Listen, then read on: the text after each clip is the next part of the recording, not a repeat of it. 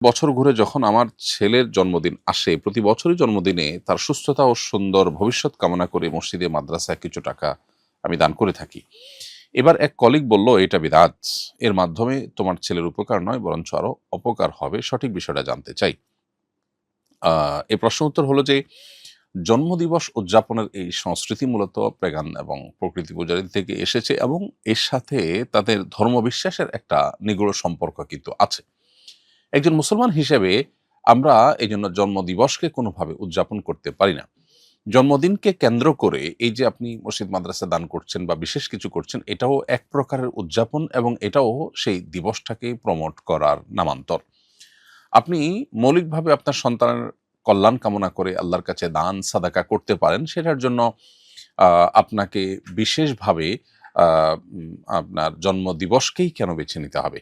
সারা বছরই আপনি দান করতে পারেন। যদি এমন হয় যে জন্মদিবসের দানটা আপনার কাকতালীয়, অর্থাৎ আপনি সপ্তাহ নির্দিষ্ট দিনে দান করে থাকেন, সেটা কাকতালীয়ভাবে জন্মদিবসে পড়ে গেছে অথবা প্রতিদিন দেন সেই হিসাবে জন্মদিবসেও দিয়েছেন, তাতে অসুবিধা নেই। কিন্তু যদি জন্মদিবসকে কেন্দ্র করে দেন, তাহলে জন্মদিবসকে আপনি বিশেষভাবে উদযাপন করছেন এবং আ এই যে উদযাপন সেটাও তো আ অমুসলিমদের সাথে সাদৃশ্য গ্রহণ। নবী সাল্লাল্লাহু আলাইহি ওয়াসাল্লাম পরিষ্কারভাবে আমাদেরকে বলেছেন, "মান তাশাব্বাহা বিকওমিন ফাহুয়া মিনহুম।" যে ব্যক্তি কোনো সম্প্রদায়ের মানুষের সাদৃশ্য গ্রহণ করবে বা কারোর মতো হওয়ার চেষ্টা করবে, সে কিন্তু তাদের অন্তর্ভুক্ত হয়ে যাবে। এজন্য এটা আপনার জন্য জায়েজ হবে না।